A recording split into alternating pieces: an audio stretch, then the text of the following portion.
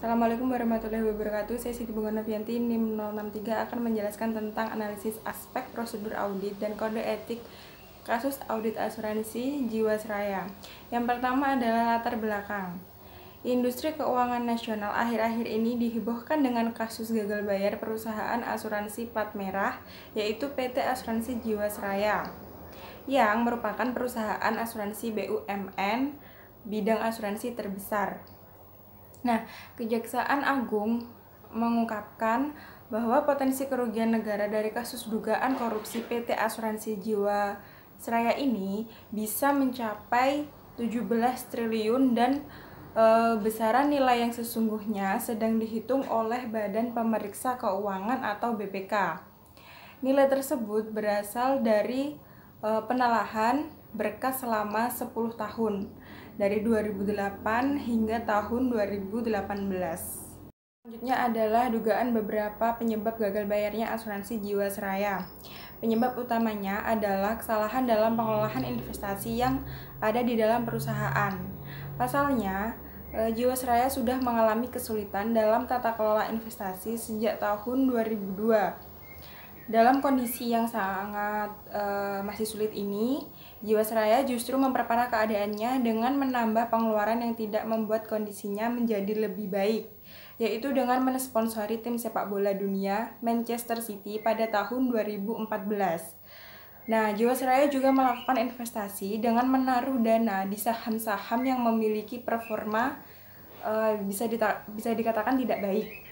Jiwasraya melakukan investasi pada reksadana di beberapa perusahaan dengan manajemen investasi yang berkinerja buruk. Tidak tanggung-tanggung, angka yang diinvestasikan sangat besar, yaitu sebesar 14,9 triliun rupiah. Kemudian faktor yang kedua adalah adanya indikasi fraud dalam kinerja Jiwasraya. Berdasarkan keterangan dari BPK, Jiwasraya sudah membukukan laba semu sejak tahun 2006. Di tahun 2017, Jiwasraya juga mendapatkan opini tidak wajar dalam laporan keuangannya dikarenakan adanya kekurangan pencadangan sebesar 7,7 triliun rupiah. Nah, bentuk investasi yang dilakukan Jiwasraya juga dicurigai sebagai fraud dikarenakan penempatan pada investasi saham sampah seperti Trisugi dan LCGP. Nah, transaksi jual beli saham sampah tersebut terindikasi dilakukan dengan kesepakatan harga. Oleh karena itu, harga jual beli tidak mencerminkan harga yang terjadi sebenarnya. Dari transaksi jual beli tersebut, beberapa pihak juga dicurigai menerima fee. Selanjutnya adalah hasil dari audit yang telah dilakukan dari berbagai pihak berhasil. Yang pertama, menemukan berbagai kejanggalan, dimulai dari laporan keuangan Jiwasraya sejak tahun 2006.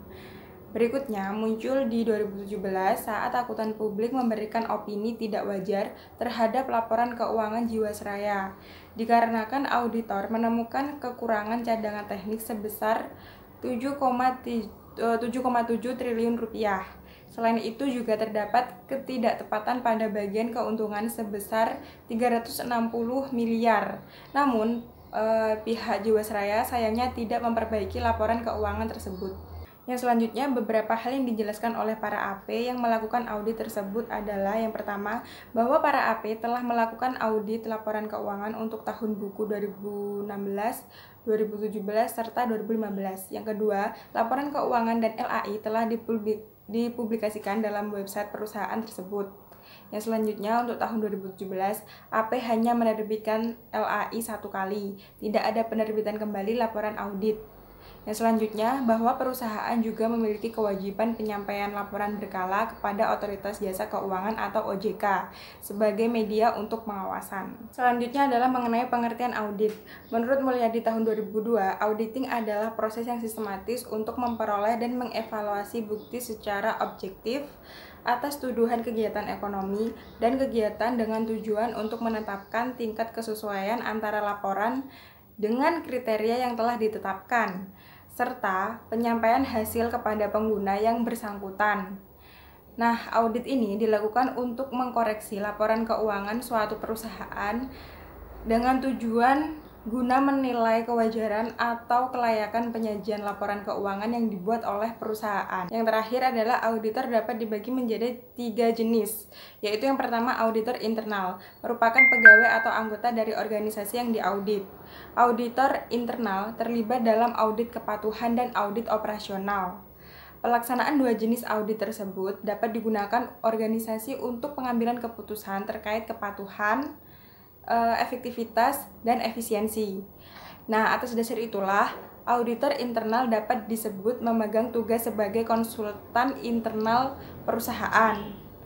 Nah, yang kedua, auditor eksternal. Nah, ini biasanya adalah pihak yang bekerja baik secara perseorangan atau bagian dari suatu kantor akuntan publik yang memberikan jasa secara profesional kepada klien. Auditor eksternal ini biasanya mampu melakukan semua jenis audit karena pengalaman, pendidikan, dan pelatihan yang telah dimiliki. Nah, yang terakhir, yang ketiga adalah auditor pemerintah. Merupakan auditor yang bekerja untuk pemerintah dan digaji pula oleh pemerintah. Nah, di Indonesia ini auditor pemerintah terbagi menjadi dua, yaitu yang pertama, auditor eksternal yang diampu oleh BPK atau Badan Pemeriksa Keuangan, dan yang kedua, auditor internal yang dilakukan oleh BPKP atau Badan Pengawas Keuangan dan Pembangunan. Nah, sekian penjelasan dari saya mengenai kasus audit asuransi Jiwasraya. Terima kasih, saya akhiri. Wassalamualaikum warahmatullahi wabarakatuh.